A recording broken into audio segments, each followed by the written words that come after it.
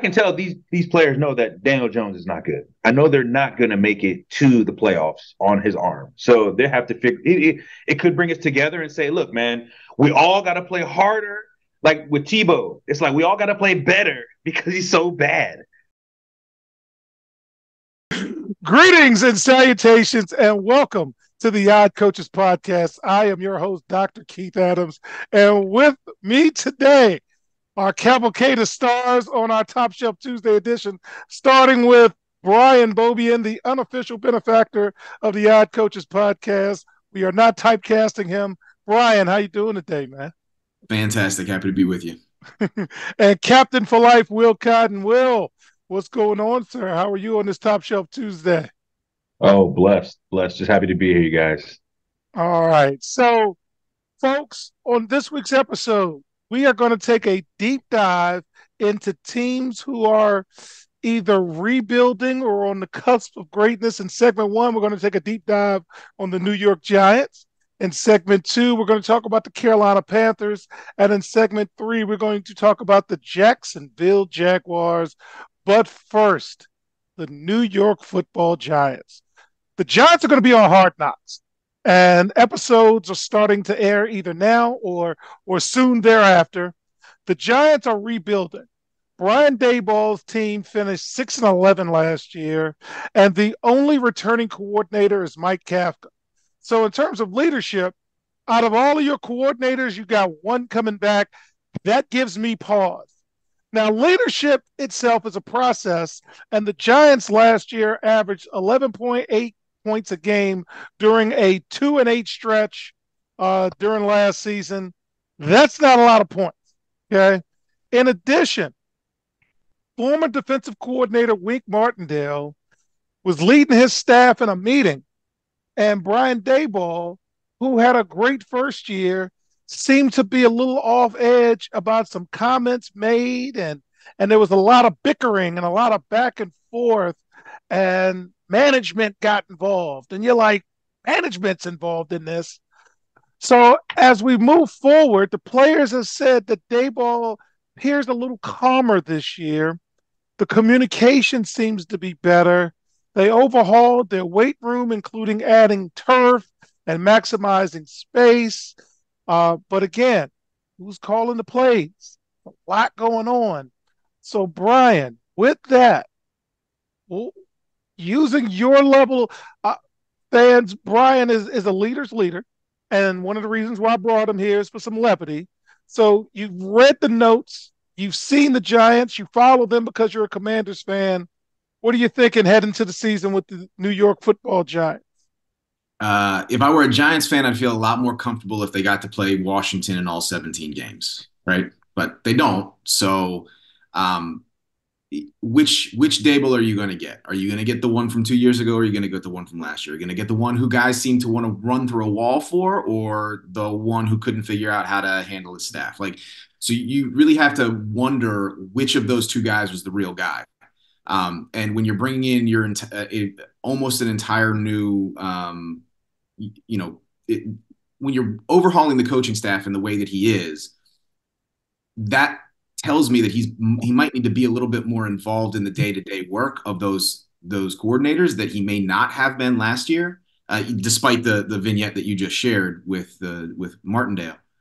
And so it concerns me that he may miss some X's and O's things that he's not going to be able to pay the closest attention to in the grand scheme of things, because he's got to micromanage, or feels like he's got to micromanage, some of his coaching staff.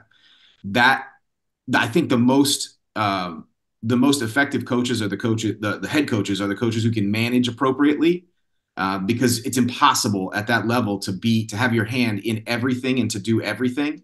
That's why you hire competent coordinators. And so if he doesn't feel like he can trust his coordinators to do what needs to be done, he's going to miss big picture things that are going to harm the Giants in the long term.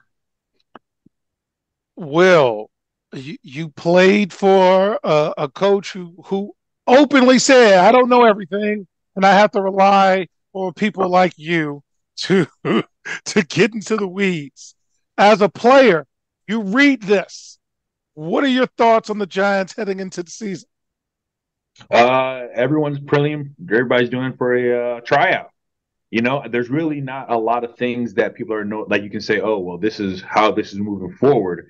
There's a lot of speculation. No one knows going to be there. Obviously, if you're already talking now and the coach is going to be fired or lose his job, and those are being talked about in the social media space, it brings you kind of like, I don't know what's going on. I think they don't know what's going on. I think they have a tried tradition, and they are like, okay, we're going to put the best team out there, and we're not going to look bad. But I'm not really sure. I'm not really sure as a player. I'm not really sure what we're looking for unless you already know. Like, man, I can tell these players know that Daniel Jones is not good. I know they're not going to make it to the playoffs on his arm, so they have to figure. It could bring us together and say, look, man, we all got to play harder.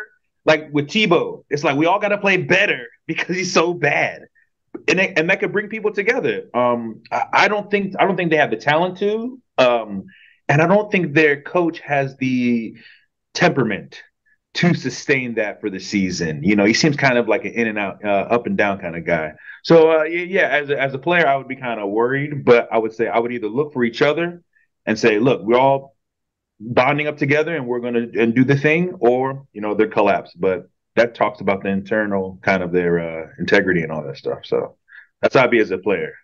Well, Brian, I wanted to ask you specifically. Daboll said this offseason that he looked at his scheduling processes, the way his teams practice, the structure of his meetings, and the construction of their leadership group. When you hear that, you're a reflective leader. Does it sound like he's made the right changes, or is this the window dressing before it all collapses week 6?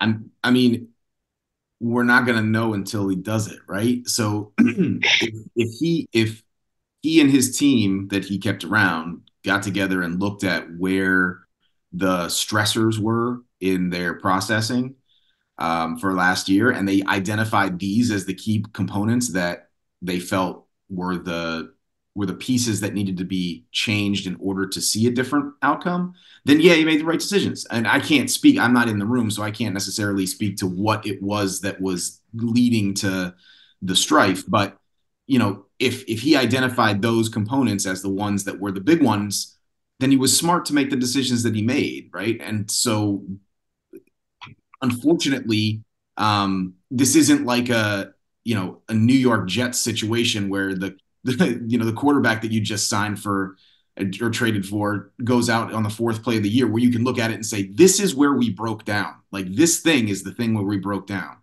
It's not as evident when it is process issues versus player issues. And so you're not going to know until you fix it, and it either works or doesn't.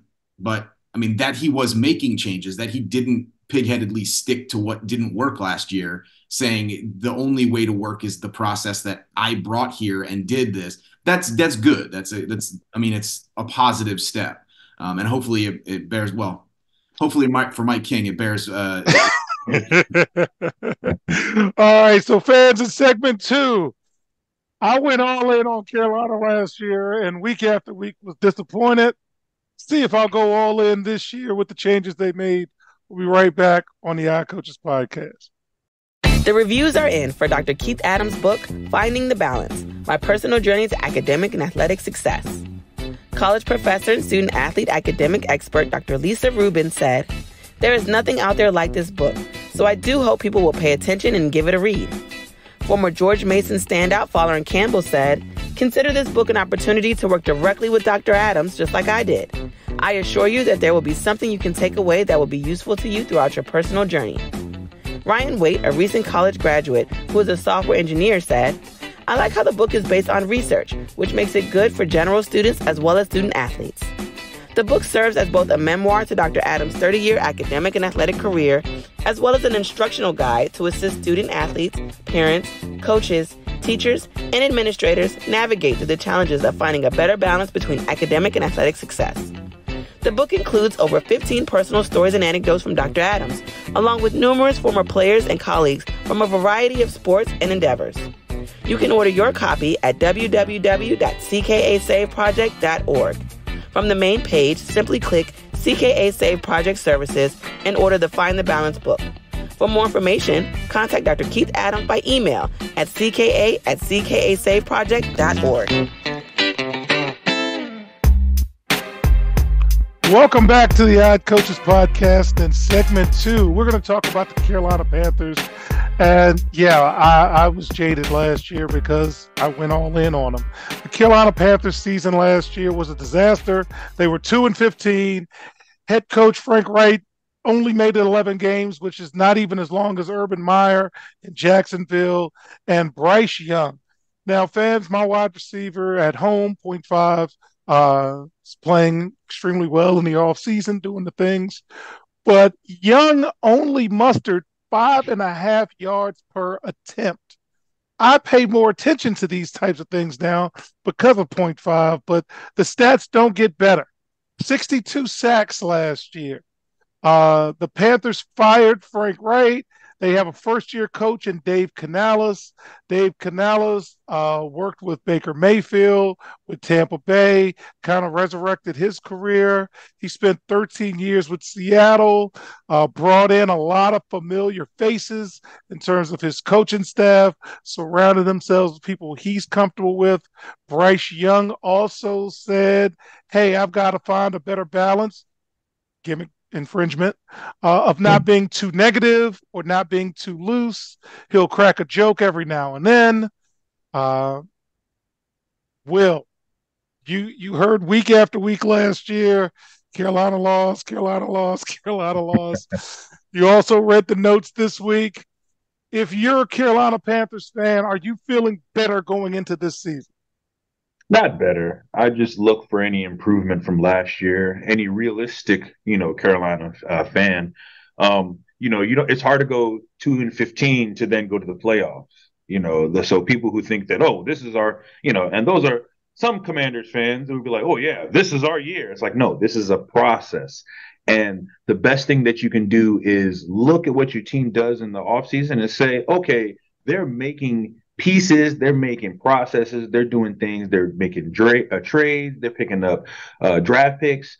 That the future is going to be bright. I don't think they have the talent, to be honest, and I don't think Bryce Young is, unless he makes like immense steps in his development. I think they're gonna be a little better, maybe 4 to 5 wins, maybe 6 if they can catch a little, some fluke stuff. Maybe a big player gets injured or something. But this is a process. And if you want to have success, you have to build with the foundation. So I think it's going to be another rough year. They'll see some bright spots. They'll definitely see some players that they're like, oh, we want to keep that person. And they'll definitely see some positions they'll say, we'll need to draft that. So, but I think it's going to be a process. And if they stick with it, Carolina, every 7 to 10 years always really becomes really good. I trust their process. So I won't be a lot of wins, but I think it'll be a little better than 2023 for sure. Ryan, you're a talent evaluator. You saw that they brought in the number 1 draft pick, and first thing they did was get rid of their coach after 11 games. So last year had to be a wash. Going into this year, what are you thinking as a Carolina Panther fan? I'm still trying to figure out how we could possibly trade away the haul of draft picks that we did and not get the pick right. I mean, they don't have help coming. Like it's unfortunate. They had to hit Bryce Young had to be the guy, and he had to be the guy coming out of the gate because they don't have anything left in the tank. There's nothing there. And so he's going to have to be a guy that shows a jump from his freshman to sophomore year here that we may never have seen before in the league, because he can't be the guy that he was last year and expect that there's going to be success. Mm-hmm. But they also emptied the talent tank. So they emptied the draft pick tank and emptied the talent tank, and all you've got left is Bryce Young with nobody to throw to. So I'm not feeling good. If I'm a Panthers fan, I'm not feeling good. All right, so I have to ask this question. Dave Canales has made a career out of getting the most from shorter quarterbacks. And Bryce Young is 5'10". Will, is the shorter quarterback thing a real thing, or yeah, we can make it happen with a shorter quarterback because I know Nick Saban likes him a certain height. I just want to know from a regular person's perspective, does this short quarterback thing matter? I mean, I don't think it matters. Short, tall, like Brian said, if he's not making these immense steps, these 2, 3 steps that they're like, oh man, he's in the Pro Bowl conversation and the All Pro conversation. Not that he would win, but if he's not making those kind of steps, then it's for naught. I mean, okay, you get a little better, and being a little better from being a bum is you're still bad, you know. So it's just the same thing. We'll see. I mean, part of it is his stature. I mean, he is a small person, and people are like, "Oh, da da da." No, it does matter. It does matter. And he and again, Brian keeps making good points that he has no talent to overcome any errors or mistakes. He doesn't have a 6'5" guy who's running down the corner. He just can throw the ball with his eyes closed, and the guy's like, "Oh, he got it! Oh my God!" They don't have that, so the margin of error is very small, and I just don't see it. And I don't see him making that progress that's needed to win. And I don't think it matters, short, tall, whatever. You just have to support your quarterback, and Carolina is not supporting him. All right, Brian, is this short quarterback thing a thing, or he's just bad and you picked wrong? So, I think 5 years ago, I probably would have said something different, but I was at a preseason Commanders game with my daughter, and we got tickets to go down on the sideline before the game. And I was standing there, and I was standing next to Brandon Scherf, who was a guard for Washington. I think he's like 6'5", 6'6", something like that. And you have an entire line of human beings that size in front of you, and then another line on the other side of human beings the same size trying to come and murder you. And I'm about 6 feet tall, and I couldn't see around this man. I mean, I knew where the players were. I couldn't see anybody. So if you're 5'10", and that's probably generous, right? He's probably 5'8". So when you're standing behind somebody and you are almost a foot shorter, and these guys, yeah, okay, they're gonna bend their knees, but it doesn't matter. They are enormous. All kinds of stuff, yeah. It does mean something. It does mean something. And the guys that are able to overcome that size deficiency do so because they have the talent around them. They're put in schemes that are appropriately schemed to highlight their skill set. And I'm not confident that like Canales maybe, right? Obviously not. But does that in and of itself overcome what is a real physical deficiency in that position? I don't know. All right. So with that, in segment 3, we're going to go to Jacksonville. Keep going there too. And we're going to talk about the moves they made and are they ready to take that next step? We'll be right back on the iCoaches podcast. Why should student athletes use the CKA SAVE Project academic and athletic consulting services? Over the past 15 to 20 years, colleges, universities, professional sports teams, business organizations, and others have increased their use of consulting services to improve their decision-making processes and results. Over the same time, the athletic and academic landscape has changed for high school and college student athletes as the NCAA has raised initial academic eligibility requirements for student athletes while decreasing the number of transfer restrictions. Former college student athletes have noted that they were academic and athletically unprepared for the rigors of college. Let the CKA SAVE Project's close to 30 years of academic and athletic experience help guide student athletes to increase success as we work to help student athletes achieve the goal of obtaining a college degree. For more information, contact Dr. Keith Adams by email at cka@ckasaveproject.org.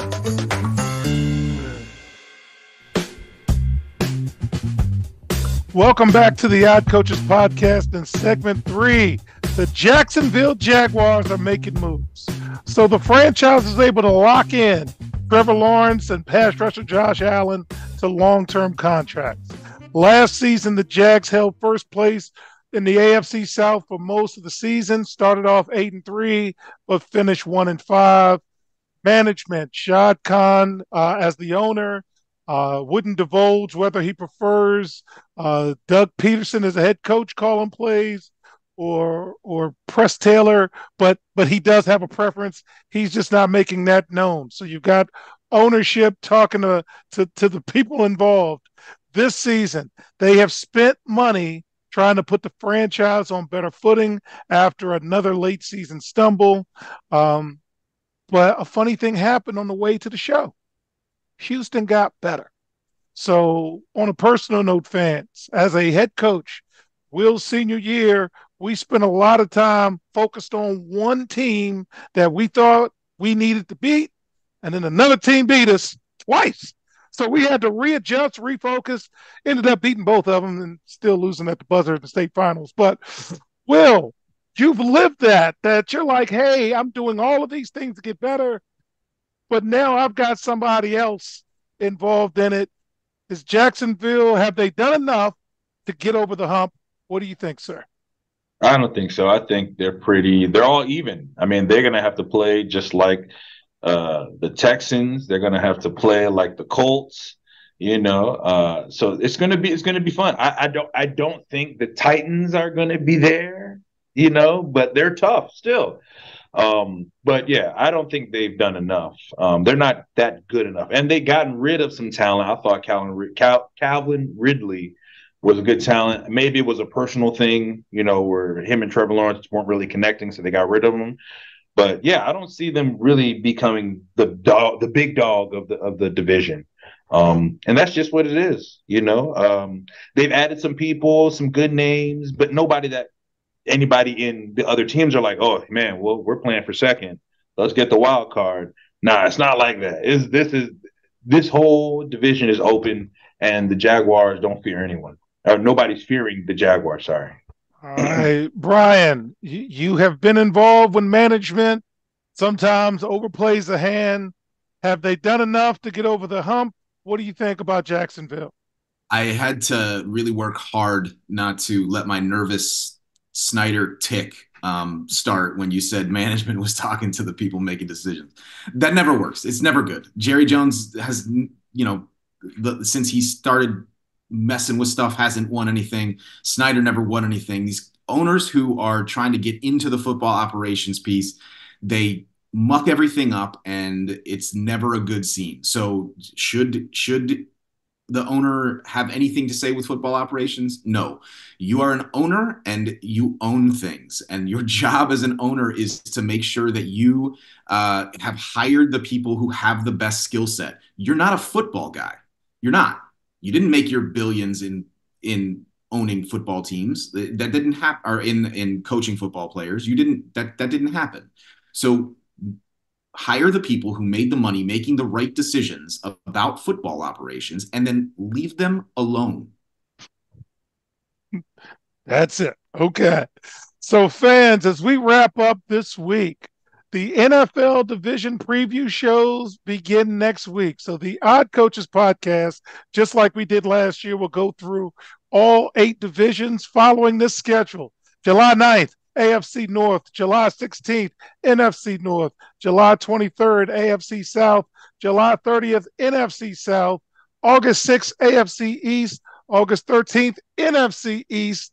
August 20th, AFC West, and August 27th, NFC West. And then we will do our NFL kickoff episode September 3rd, where we will finally reveal all of the things we're doing strictly for entertainment purposes only. And every division episode, we will talk about major storylines, over-under win total predictions, predicted order of finish, possible playoff teams, possible Super Bowl contenders. And again, all of this is done strictly for entertainment purposes only.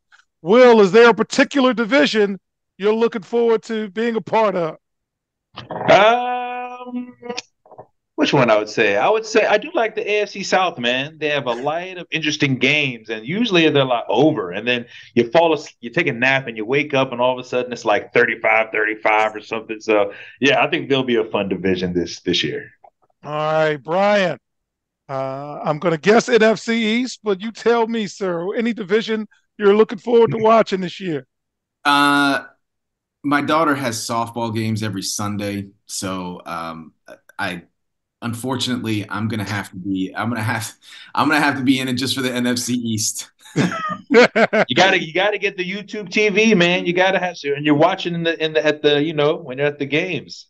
Unfortunately, I can't. I'm not gonna be able to YouTube TV it from the third base coaching box. So see, you need the Apple Vision. You need the Apple Vision then you got the. All right. So, fans, as we close this week, the CKA Save Project is experiencing unprecedented growth. We're very excited. July starts our new season. We have a refreshed website at www.cksaveproject.org. It's one-stop shopping for everything we're doing with the CKA Save Project, including a tab for the Odd Coaches podcast. So you can read about the show, you can get direct clips and episodes from the show, and you can even have baby bios about our Cavalcade of Stars at the bottom. You also have increased access for our academic and athletic consulting services, our academic skills assessment, our academic monitoring program, as well as our upcoming grants and scholarships, as well as our postgraduate basketball academy that is scheduled to begin during the 25-26 season. So thank you for everybody who supported. Please consider making a monthly or an annual tax-deductible contribution to the CK Save Project. And this week, follow our social media as we do Double Good Popcorn. Tag us, follow me at CK Save Project and the Odd Coaches. So on behalf of our Cavalcade of Stars, I'm Dr. Keith Adams saying thank you for listening and or watching the Odd Coaches podcast. And we'll see you on the sidelines. Till next time, The Odd Coaches podcast is sponsored by the CKA Save Project. The CKA Save Project is an industry leader in providing student-athlete academic and athletic support. From assessing student-athletes' academic and athletic skills to measuring and monitoring student-athlete academic progress to improving student-athlete time management and organizational skills, the CKA Save Project provides wraparound services for student-athletes from middle school through college. For more information, visit us on the web at www.cksaveproject.org. or schedule a free consultation with Dr. Keith Adams by emailing cka@cksaveproject.org. We hope you enjoyed today's show. The Odd Coaches podcast drops new episodes every Tuesday through Friday on most weeks. Make sure you subscribe to the Odd Coaches podcast on Apple Music, iHeartRadio, Podbean, Spotify, and YouTube. Follow the Odd Coaches podcast on Twitter and Instagram at Odd Coaches. Follow Dr. Adams on Twitter and Instagram at CKA Save Project. In addition, follow Coach Mike Francis on Twitter and Instagram at Coach Franchise, spelled Coach FRANCHIZE. For more information about the CKA Save Project, please visit them on the web at www.cksaveproject.org. See you next time on the Odd Coaches Podcast.